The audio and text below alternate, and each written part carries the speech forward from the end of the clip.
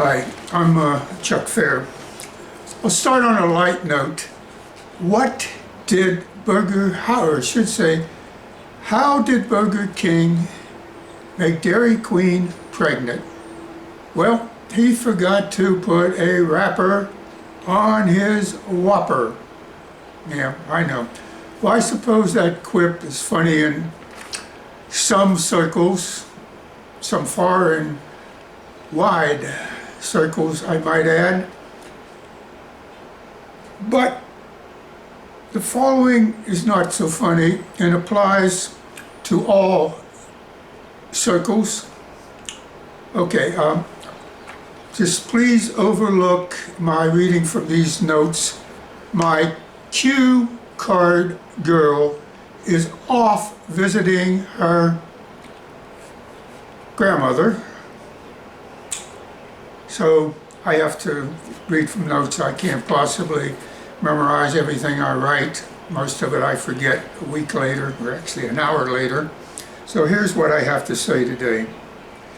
Southern and Plain states, Alabama, Georgia, Ohio, and Missouri, leading the assault are on a tear to destroy free choice for women in the United States, subsequently plunging a dagger into the heart of Roe v. Wade. These assaults on women's rights affect every childbearing female in the nation. I am not mentioning the worn-out moms and one-night mistake females, but turn your attention to one particular group, the 13 through 19 pubescent girls. These girls are not promiscuous nymphs. The majority of these young unmarried women are poor, unsophisticated, and unprepared to prevent pregnancy. They are on their own without parental guidance, or they are deeply troubled girls from dysfunctional families. These inexperienced girls fall victim to punitive states across the country that relegate young and poor unmarried mothers to a life of drudgery and an unwanted child. In my view, if these states force vulnerable young women to a life of hardship, shame, and the raising of an unwanted baby, and then stigmatize them in the public eye as freeloaders, then the states are obligated to provide food and shelter, child care, training for the mother to obtain dignified employment until the child becomes an adult or the mother forgoes assistance. Now, relegating the mother and child to languish with substantial food allotments, to languish with substandard food allotments, live in rat hole housing, and suffer constant monitoring, as is the modus operandi of social assistance in many of these states. This does not satisfy the state's obligation to these women. Without substantial aid, these young women are likely to drop out of school, become a lifetime welfare recipient or drug abuser.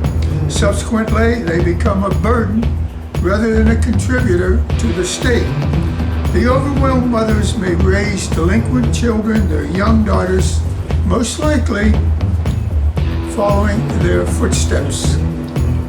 In the state of West Virginia, where I currently reside, there is only one family planning clinic in the entire state, and this clinic being inaccessible to young mothers of rural communities. SNAP recipients are oftentimes monitored for buying forbidden products at market checkout lines, and welfare recipients bear random drug tests imposed on them for no other purpose than to remove them from social assistance. This forced birth inflicted on young, innocent, and naive females by states is simply a crime against humanity. The instigators and their minions should be recognized as medieval witch hunters, reincarnated into hell and damnation demagogues, righteous cults, and self-proclaimed inquisitioners. Now, I would like to speak to one select group of women. If you are one of the females whose mindset condemns a daughter for moral reasons, one of the grandmothers who believes in the axiom, "You made your bed, now lie in it," or one of the women whose spiritual guidance is tied to a false prophet's proclamation, you should look in the mirror and you will find out that you are far from the fairest of them all. Thank you.